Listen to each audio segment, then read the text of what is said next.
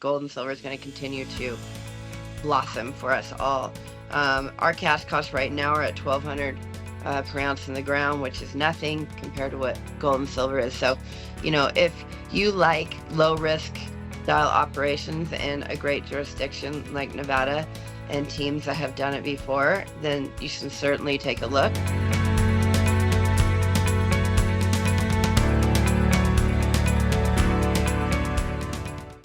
Hello and welcome to the Assay TV. I am joined by Kimberly Ann, the founder, CEO, president, and director of Lahontan Gold. It's great to see you again, Kim, and welcome back. Great to see you. Thanks for having me. So, as always, let's start with a quick overview of Lahontan.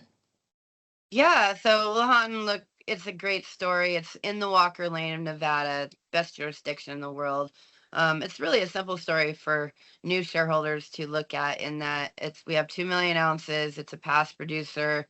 It's continuing to grow. It's oxide. We have oxide and sulfides, but we're focused on the oxides right now to bring it back into production, open pit, heap leach. And really, we're just been, motoring away, drilling and adding more ounces, de-risking the project and pushing it through the permitting phases because we've been working on for 2.5, almost 3 years now. So we're looking to, go back into production in 2027, which we all know in mining is, a blink of an eye. We're not starting from scratch. So that always helps. So let's look at the Santa Fe mine in a little bit more depth.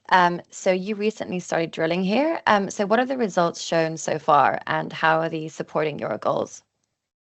Well, we haven't put out the results, but the target of this program, it was a very small program. I think it was 1,750 meters, but it was very focused on 3 different targets for us to test how far we could extend the mineralization, how deep we can go, etc.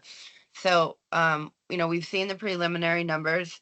They're giving us a lot of great insight. And once we, put that information out to the public, then they'll start to understand what we're trying to put together. But the idea here is that we'll do a much larger program in October with all this knowledge, information in the background. I don't like to test holes and continue testing and not see the results before you move forward. So that's what that program was designed to do, and I think it's achieved that goal.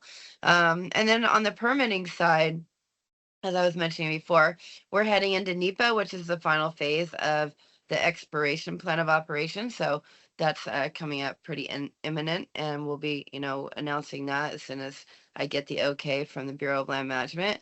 And then we move on to sending in our entire document for the mine plan of operations. So, people need to be starting to listen very close to what we're doing because every day that goes by is heading towards that goal of breaking ground again. Very exciting stuff ahead then. So you've just mentioned the permit. What can you explain more about this? What does it allow you to do? What should investors be looking out for once you receive this? Permitting is a quite complex process, as I've learned going through this.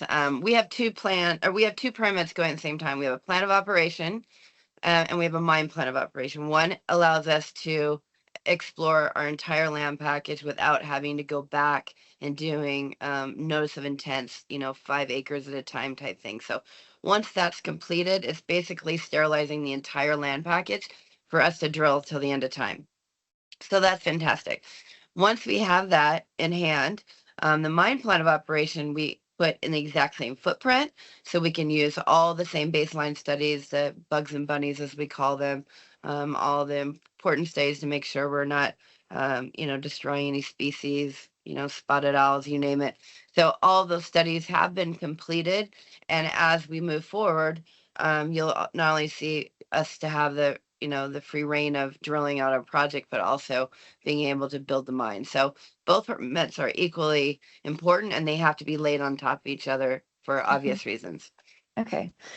So you put out a PEA recently. What are the next steps in moving it closer to production here? So the PEA, not so recently, actually. We put out in December. It kind of sounds recent, but not in today's world we're living in with gold and silver prices going through the roof. And I'm saying that because we did the modeling last May at 1950 gold. So when Mm-hmm. you look at that model now, you're seeing our pit constrained models not capturing probably almost 50% of the mineralization that's there because we had to use models at 1950 gold. So the idea with this drill program we just did, the new one coming up in October, we will be putting out an updated resource estimate in Q1 and then followed up with a more detailed PEA with current numbers that people can see all of, the gold and silver captured because we're a mine under closure and we are moving to breaking ground again. We build a separate model internally that, of course, we can't publish to capture all that mineralization because at the end of the day, we are going to move X amount of tons of rock. And the Bureau of Land Management doesn't care about what we're telling shareholders. They need to know actually what we're moving. So seeing what we have internally, I think the public are going to be very excited to see those numbers. And, I look forward to showing that in Q1. Yeah, for sure. Well, we look forward to hearing all about it. I'm sure we will soon. So looking at your other targets then, nearby the Santa Fe, can you tell us more about these areas and how they fit into your longer term plans? Yeah, so the targets we picked right now is basically tying our pits.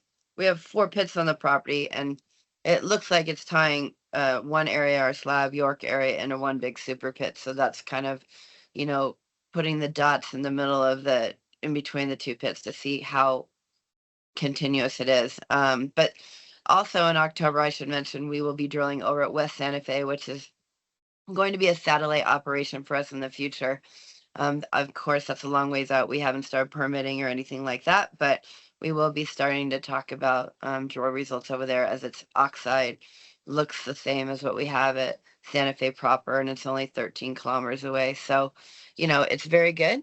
And that's how we'll be getting the news flow out to the public to allow them to learn the full picture of the massive upside of this project. So lots to look out for then. So then to wrap up, how is Lahontan positioned financially to keep advancing the Santa Fe project?